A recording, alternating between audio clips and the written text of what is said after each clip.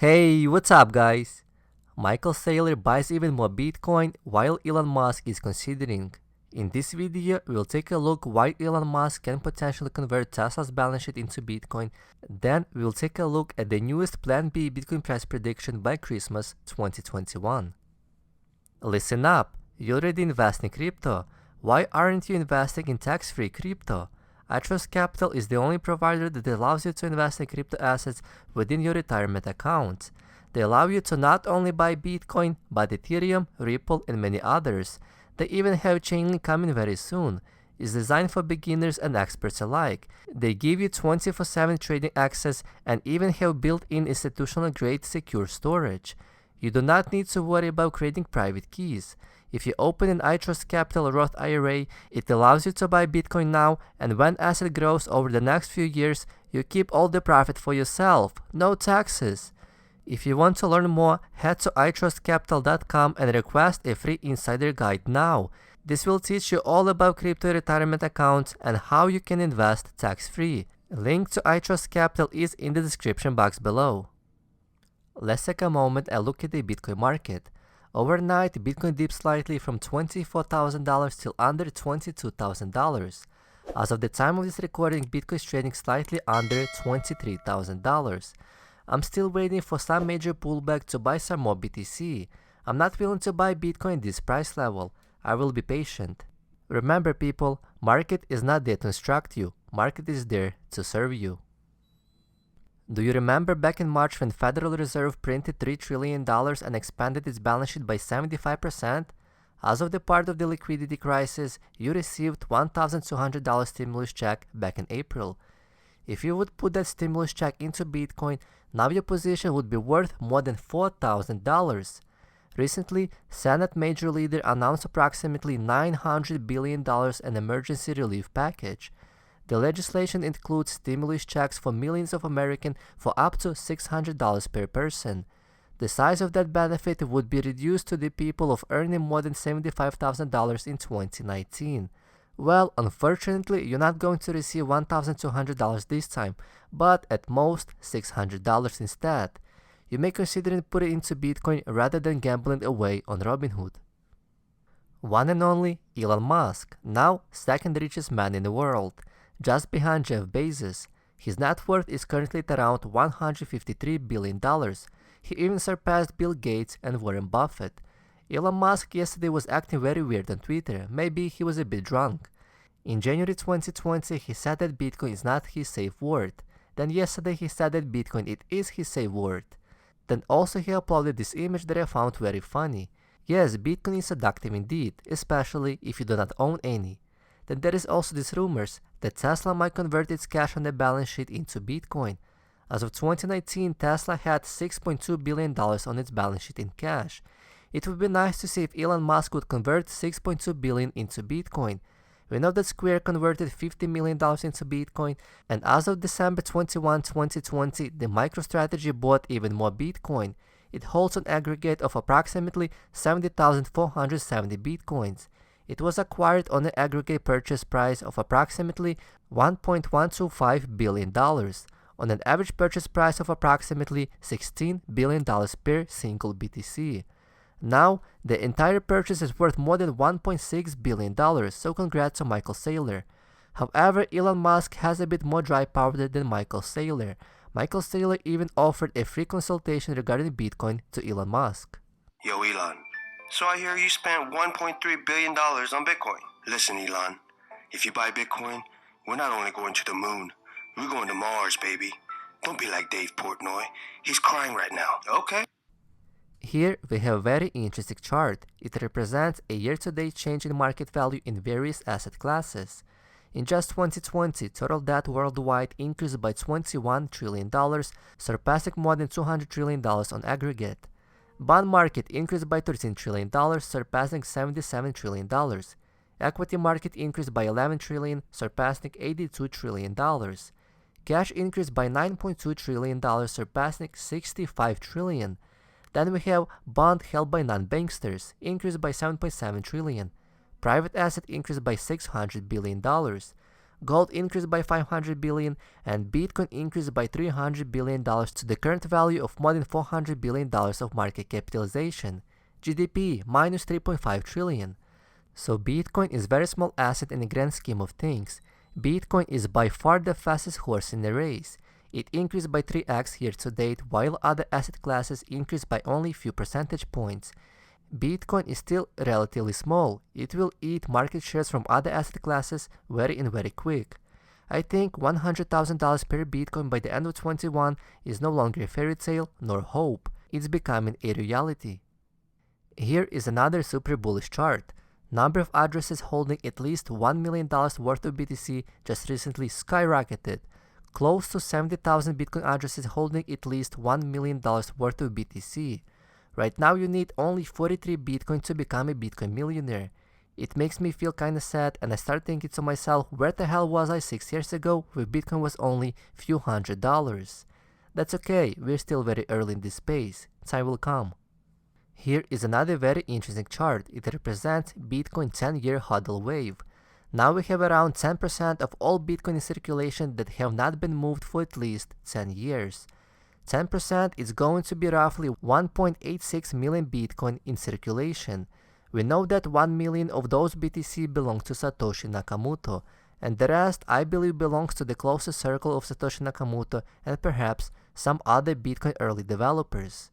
But let's also not forget that around 3 to 4 million Bitcoin has been lost forever, which means private keys have been lost and they do not have access to the Bitcoin any longer. So the real number in circulation is not really 18.6 million, it's probably at around 12 to 13 million, and over time we will see more people losing access to Bitcoin. So the Bitcoin supply is actually deflationary despite the current 6.25 per block Bitcoin reward. Bitcoin is more rare and more scarce than you think. Now, let's take a look at the most recent interview from Plan B. Plan B explains what is his Bitcoin price prediction by the end of 2021. Let's take a look. You have some pretty well-known people, Stan Druckenmiller, Paul Tudor Jones, Bill Miller. All three are money managers that became billionaires due to their investment acumen. And now even Ray Dalio is starting to warm to crypto. We're starting to see legacy institutions like JP Morgan and Morgan Stanley write positively about Bitcoin. The career risk factor seems to have faded away from supporting Bitcoin at institutions. But when do you think that fade, if you will turn into an asset allocation recommendation for their investors? Obviously, Paul Tudor Jones is already in there, so is Stan Druckenmiller. But when do you and Bill Miller? But when do you think that crossover happens and it becomes more mainstream? I think it goes gradually, and it has gone gradually of last couple of years. Bitcoin is a bit exotic. It's new, so you can't. Well, most people don't know it, but once you see it and once you get it, once you read the white paper, you get what Bitcoin is. Then you cannot go back. Once you've seen, you cannot unsee, is what I say, and especially if you have a quantitative background. So I guess especially hedge fund guys who are used to spotting opportunities and using quantitative analysis and maybe algos to trade and invest. These investor groups are specifically open to recognizing asymmetric bets like Bitcoin. So once they see it, they will go in. It's just too yummy not to. And so I think it will grow gradually. Also, the gold investors are of course very much into the Bitcoin vision of sound money, scarcity. The only problem there is that it's a lot of older guys that don't have IT or programming or necessarily quant background. So you see the gold community divided in two groups: the old ones that want to touch the gold and feel it and want to have it physical, and the newer generation that believes in sound money, shares this view with Bitcoin, and actually understands what peer-to-peer is, and elliptic curve encryption, and all those things. So Yeah, I think that's how it goes. It goes automatically, and it's a momentum that cannot be stopped. Are you too late though? Or is this the beginning really? Or are we still in the first innings of Bitcoin? Yes, I know 2014 Bitcoin traded at $154 per coin and it's now 18,000. And so that looks late. But when you think about the potential for Bitcoin, are we still in the early innings? We are definitely. We're not late, but it's more the feeling that everybody who goes in has the feeling that he's late. So I had that feeling at around 400 because I missed the 100 part. And before me, of course, there were people entering at 10 or 1 or even below $1, right? And so of course. But yeah, no, we're very early. I think in the adoption terminology, we would be in the innovator stage, not even the early adapter phase. There's not even 2.5% invested in Bitcoin. So we're very, very early. And that's also what my models show, because this upside is immense. And yeah, no, it's always scary to enter. You always have the feeling you're late, but you're not. You've talked about this stock to flow cross asset model for valuing Bitcoin. You've invented it. How does that work? Describe it to a layperson. Yeah. So when I read the white paper, and later also Safeteen's book, The Bitcoin Standard, I think you had him on the show yesterday. Yes. Beautiful book, must read. He talks about stock to flow as a measure for scarcity. So there you have the two combined. Bitcoin is scarce. How do you measure scarcity? You can do it with stock to flow. I knew stock to flow from the gold community. Gold investors use stock to flow to measure the scarcity of gold and silver and platinum, etc. My insight was to relate that to the market values of gold and Bitcoin and diamonds and real estate. So I plotted the stock to flow, the scarcity on the y-axis or the x-axis, and the market value of the total market, Bitcoin market, diamond market, real estate market on the y-axis, and also the historical path of Bitcoin. And what you see is that there is a almost perfect linear relationship between those assets and between Bitcoin's path towards the scarcity of gold and real estate. So that's very interesting and mathematically very hard to deny. So yeah, it's a relation between scarcity and value, and you can exploit that. Okay. Your macro view, when you think about price trajectory for Bitcoin over the next 5 years, what do you think it is, and why are you so bullish? Yeah, my macro view is also a quant view because my background is very quantitative. I have to have numbers. That's why I made this stock to flow model.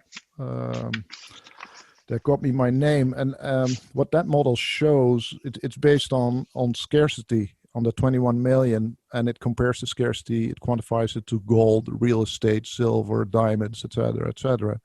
If you look at that trajectory, what we had last 10 years, where it could go to the levels of gold and real estate, then I expect Bitcoin to do another 10x or 20x.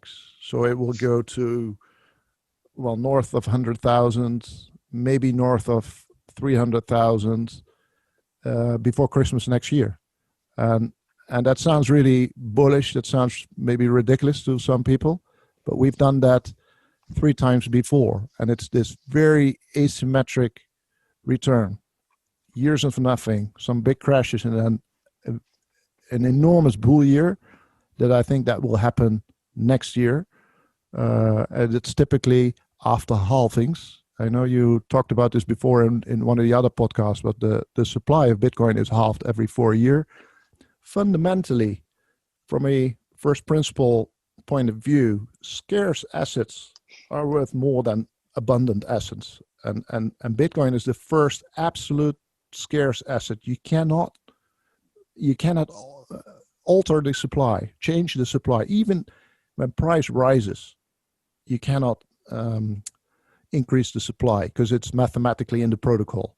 And that's very unique, because even with gold, if there is a lot of demand, if the price rises and gold price goes, let's say 2x, for sure the mining will increase, and miners will do everything to mine more gold, to print more gold, if you will. But Bitcoin, that cannot happen. Based on Plan B cross-asset model, he expects Bitcoin to reach the price somewhere between north of $100,000 to the north of $300,000 before the Christmas next year. It is very bullish, but Bitcoin has done this 3 times already. Why this time should be any different, especially that we have institutional money and large companies buying up Bitcoin? Paul Tudor Jones, Stan Druckenmiller, Bill Miller, Michael Saylor, and hopefully Elon Musk will be added to this list. My small but a good problem about the stock to flow, or any other model for that matter that's trying to predict Bitcoin, could be a bit unreliable. For example, if Elon Musk and Jeff Bezos decide to liquidate all the net worth and buy up Bitcoin, then the Bitcoin price could double in a very short period of time. But what if other large companies with trillions of dollars in market capitalization will start buying up Bitcoin? Bitcoin will skyrocket. Let me know what do you guys think about Plan B price prediction by the end of 2021, and also share your thoughts about Elon Musk. Leave your thoughts in the comment section below, smash that like button, and subscribe for more videos.